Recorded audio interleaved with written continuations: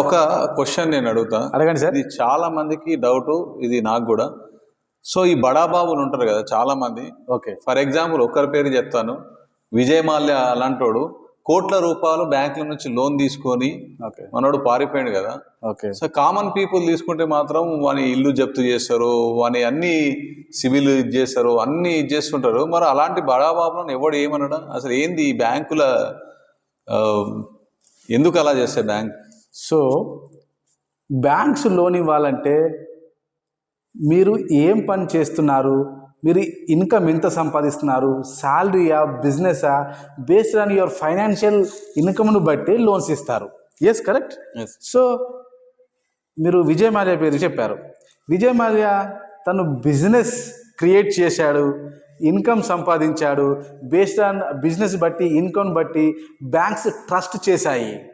ఎప్పుడు లోన్ ఇచ్చేటప్పుడు yes is the good person, అంటే బిజినెస్ మంచిగా జరుగుతుంది, కోట్ల రూపాయల బిజినెస్ జరుగుతుంది, మళ్ళీ ఇన్కమ్ జనరేట్ చేస్తాడు, మాకు ఈఎంఐ కట్టగలుగుతాడనే ఒక ట్రస్ట్ అనేది క్రియేట్ చేశాడు విజయ్ మాల్యా.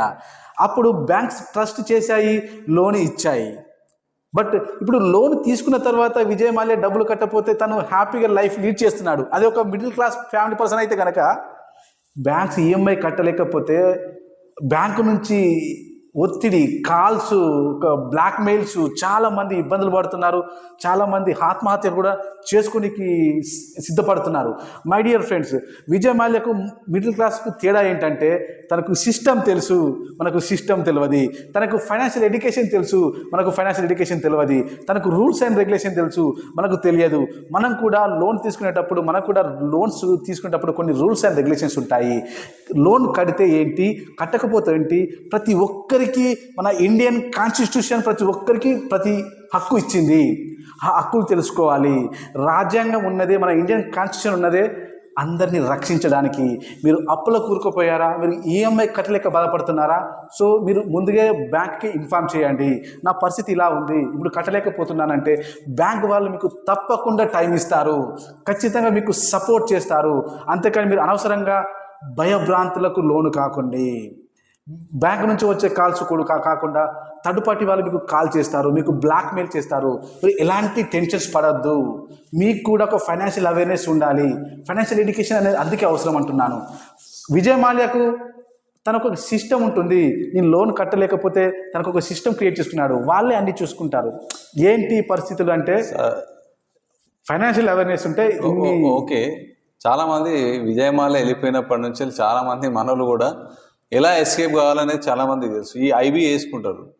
ఐపీ అంటే ఇది ఎంతవరకు అంటే ఈ చట్టాలు కూడా అలాగే ఉన్నాయి.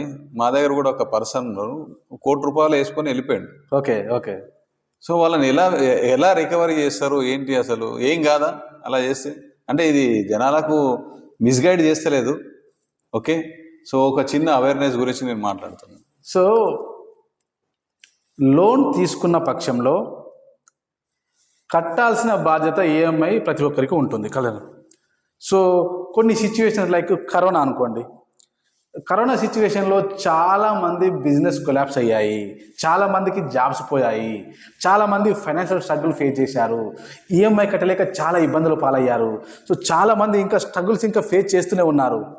సో కొంతమంది నిజంగా అప్పుల్లో కూరుకుపోయి నిజంగా వాళ్ళు ఎలాంటి సపోర్ట్ లేకుండా ఉంటే కొన్ని లక్షల లోన్స్ తీసుకొని లక్షల ఈఎంఐస్ పే చేయలేక రోడ్డున పడ్డప్పుడు మనకు రాజ్యాంగం అనేది, మన భారత రాజ్యాంగం అనేది ఒక హక్కు ఇచ్చింది, అది ఐపీ.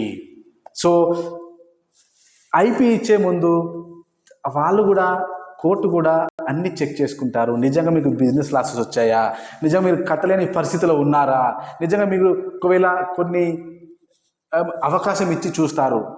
నిజంగా మీరు కట్టలేని పరిస్థితిలో ఉంటే నిజంగా మీరు నిజంగా ప్రాబ్లం నిజంగా ట్రూత్గా ఫేస్ చేస్తే మీకు కోర్టు నమ్మితే అప్పుడు మీకు ఐపీ ఇష్యూ చేస్తుంది. బట్ ఐపీ ఇచ్చినంత మాత్రాన మన ప్రాబ్లం సాల్వ్ అవుతాయా? కాదు కదా. సో ప్రతి ఒక్కరికి ఏంటంటే ఒక రెస్పాన్సిబిలిటీ అనేది ఖచ్చితంగా ఉండాలి. As a responsibility, as a Indian సిటిజన్గా మనకు ఒక బ్యాంకింగ్ లోన్ తీసుకున్నామంటే కనుక ఖచ్చితంగా రీపే చేసే విధంగా మనం అలవర్చుకోవాలి. సో ప్రతి ఒక్కరికి ఈ అవేర్నెస్ అనేది ఖచ్చితంగా ఉండాలి. So thank you so much.